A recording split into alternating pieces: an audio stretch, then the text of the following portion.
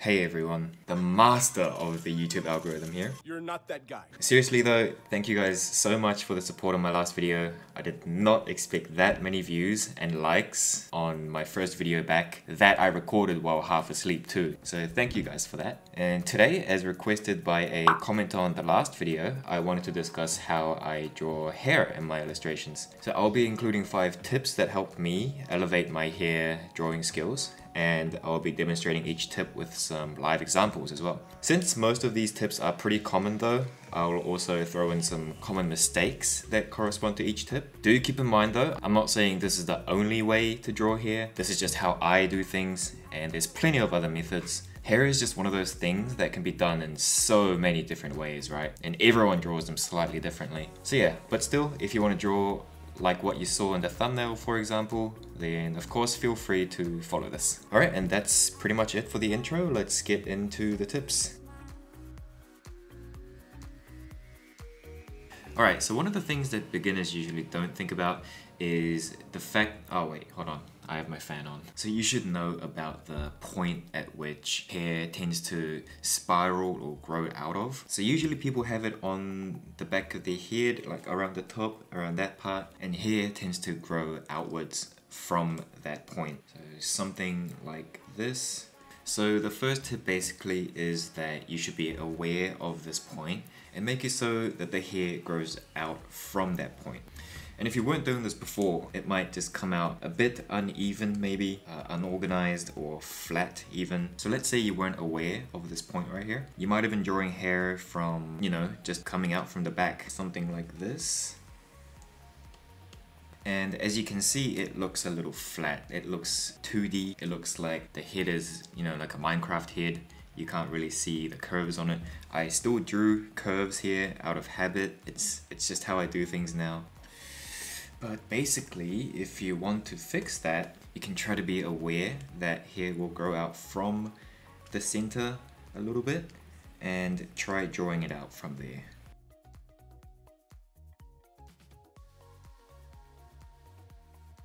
So there we go, something like this. And of course, the further out the hair is, the bigger the angle, right? And something for this side as well. And from certain angles, you can see this point, so you can illustrate that if you want. But of course, if the character is looking up, then you won't be able to see this point very clearly. And there we go. Something like that. So the main point here is to be aware of this point and try to draw the hair so that it comes out from that center, which is situated at around there, right, on the back of the head. And the front of the head now looks much more 3D and dynamic. And of course, the main mistake here is that people think all hair grows out from this singular point, which is not true. There's hair growing from, let's say, this point going out, let's say this point going out, this point, this point, this point. You get the point. So this doesn't mean all strands of hair grows out from this singular point. It just means that wherever the hair grows out of on the head, it'll grow outwards from that point. Most simple hairs should be able to be drawn relatively easily, just following this singular rule. Of course, people style their hairs differently. Sometimes it's pulled back a little, and if it's pulled back, of course it won't follow this rule. There's a lot you have to think about, but in general, this is a good thing to know. So yeah, for tip number 1, remember... Wait, hold on, what's this point called? I really should know, but since this is a tutorial, hold on guys. Okay, so it says here that there's a lot of different answers, but let's say, remember your roots. There you go, remember your roots. I can't spell roots. There you go. Okay, and tip number 2 is to draw in shapes first. For beginners, it may be hard to draw the more finer details from the get-go, right? So what you can do is opt into drawing simple shapes. I've seen people do this with other body parts, but for some reason, people forget that you can do this for hair too. So here's the head that I drew for the previous tip.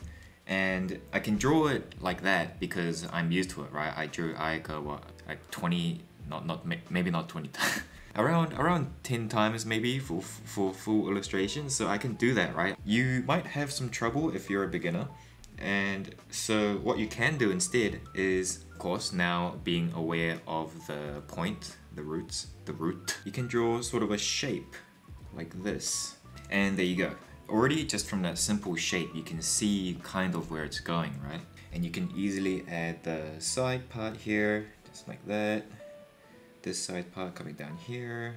There we go. Now, if you're doing things in simple shapes like this, you can, you know, go really crazy with it. You can make it so it's blowing out like this. So yes, this can really help you draw the hair so that it doesn't look so flat like I drew it kind of on this. Now, if you look over here, it looks more 3D because you're now aware of the shape of the front of the hair and you've morphed it in a way that it looks like it's being blown in the wind, for example, or maybe she put some hair gel on. You can do a lot of different things. And of course, it'll be much easier to do this if you don't go straight into the finer details right away. So I guess that links into the main mistake when doing this. It's easy to fall into the trap of, you know, just a straight line, nothing's really going on, straight down to the ponytail, straight down, there you go. And it works okay for a study, but if you're going for an illustration, or even a comic panel where the character is standing in a windy field, then this isn't gonna work, right? What you can do instead is to make the shapes a bit more believable, and then when the time comes to draw finer details, you can then draw it off that shape. It'll fall into place much easier. So remember to use shapes. I promise you that it will look much more believable. It'll be so much easier, especially if you're, you know, still learning. And this will help especially if you're drawing at a harder angle in perspective. Maybe you're drawing like an action sequence. Drawing the main shape first will help you, I guess, see what it could look like before you know, commit to the details and the such. So yeah, and that was tip number 2.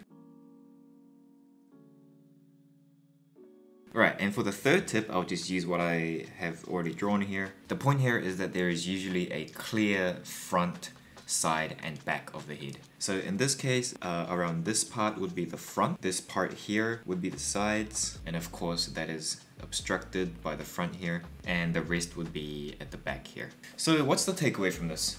So the human head, it actually turns really fast into the side plane, if that makes sense. So if this is the front right here, really suddenly turns into the side. That's the wrong color. So what I'm saying is that this line right here is actually quite, you know, abrupt. I'll illustrate the point on I guess like a skull on the screen right now. So what I'm trying to say is I basically messed up. This side view, the side hair here, basically should be a bit more this way. Maybe around here-ish.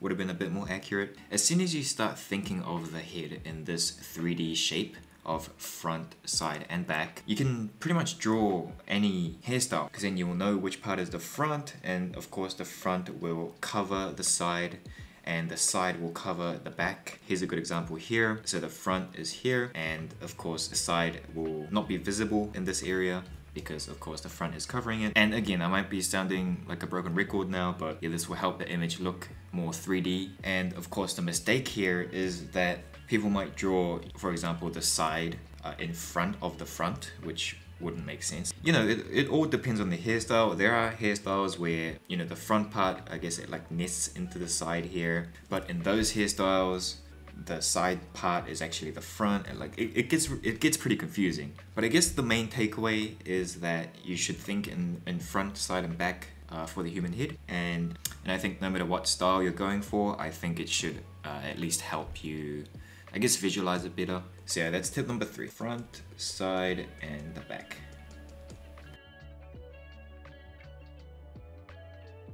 Alright, and now tip number 4 is hair isn't really flat. So when hair is bunched up like this in the side here, it usually won't look just, you know, this flat, right? Just like a square. Of course it can look square from certain angles for certain hairstyles, but let's say this one isn't. What you can do to add a bit more spice to it is you know, try to make like a ribbon shape like this. So this would be the inside, and that would be, this part would be the outside. So you can kind of see how the outside loops in. Loops isn't the right word, but you know what I mean. Do the same for this part right here. So in this case, this would be the outside, and this would be the inside looping outwards. And obviously hair isn't like actual ribbon where it's all continuous throughout. You can add little, you know, singular parts that broke off a little at the start, like that. And as soon as I started doing this, my hair, not my hair, the hair that I drew, it started looking much more like hair instead of just ribbons. But here's the mistake for this one, guys. It's really easy to overdo this. This is a mistake that I made in some illustrations. You know, as soon as you learn this, it's like you got a new power, right? So, and when you get a new power, you're gonna overuse it at the start, right? So you might just add a strand here, add a strand here, like that, bam, more strands here, there. And eventually it might clutter up the artwork a little. Yeah, try not to overdo it too much. Of course, you can do whatever you want, you can have fun, but if you're drawing for others, like I am, I usually draw illustrations to upload online. So if you are trying to make it a bit more pleasing to the eye, then not overdoing this would be a good step to take for sure. And yeah, so that was tip number 4. Alright, for tip number 5, I think it's easier to show, I guess, examples from other people instead of just mine. I guess I can show some of my work from over the years too. The point that I want to make for this one is that hair is one of the most differently drawn by different artists. This is important to know. The hair possibilities are endless, right? So not even getting to the styles yet. Hair itself can serve different purposes for different artists, depending on what you want to do. Some artists, I know, they draw it to help with the composition. So basically what they do is they use it as a tool to help the balance of their artwork, I guess you could say. But in other times, for other artists, they could just draw it really simply, right? So what I'm trying to say is the hair itself is a separate character, almost. You can do whatever you want with it, and you can draw like crazy strands of hair going everywhere at once, or you could draw it really simply. So me, personally, I use hair as a compositional tool when I'm doing illustrations, and I draw it a bit more, you know, toned down when it's for a comic, let's say. And on top of all that, there's so many different ways to color the hair, there's so many different ways to shade the hair, detail the hair. So I know that I've been giving a lot of tips on how to do things, but what I think is most important is basically to keep experimenting, to see what works for you. Yeah, I think this is the most important thing when it comes to, not even just hair, right? With any style choice that you make. But yeah, still, what I said today should at least help in improving your hair quality a little bit if you're a beginner or an intermediate, who knows. Okay, to summarize, the first was to remember your roots, stay humble, kings and queens. The second was to utilize shapes. Try to keep things simple at the start and then work your way up into finer details later. The third one was to remember the front, side and the back of the hair. It's important to actively be aware of where they are to get the 3D shape a bit more accurate. Number 4 was to always think in 3D. Of course, very important for illustrations and drawing in general if you want to make your lines look more convincing. And of course, remember there are many different ways to draw hair. So don't be pressured to stick to one way or method that I've told you about today. So yeah, try different methods, try different brushes. What I've presented today was, you know, what I've learned drawing for quite a long time now. So yeah, always experiment and see what works for you and your style and what you want to do.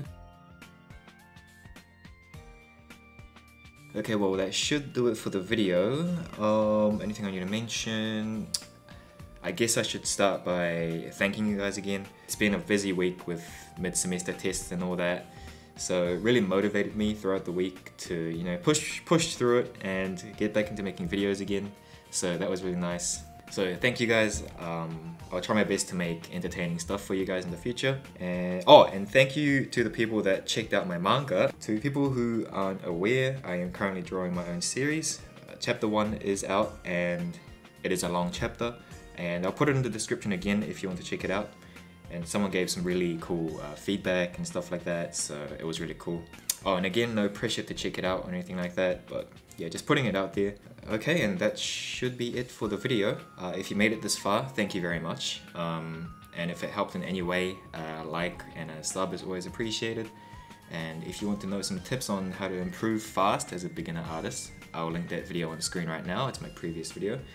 And yeah, that's it for today. I'll see you all next time. Goodbye.